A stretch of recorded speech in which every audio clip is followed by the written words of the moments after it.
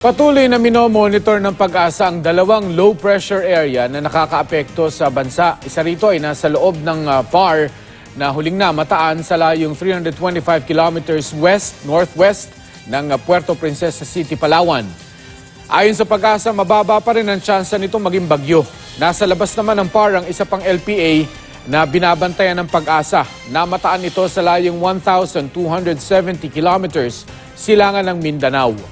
May posibilidad itong pumasok ng PAR at maging bagyo at papangalan ng Bagyong Usman, ang ika-21 bagyo ngayong taon. Bukas, araw ng Pasko, maghapong may ulan sa ARMM. Simula tanghali hanggang gabi naman, may hanggang malalakas na ulan sa halos buong Mindanao. Sa Visayas, mababa ang tsansa ng ulan sa umaga pero sa hapon uulanin ang western at central section. Sa Luzon, buong araw na maulan sa Aurora, Quezon, Palawan.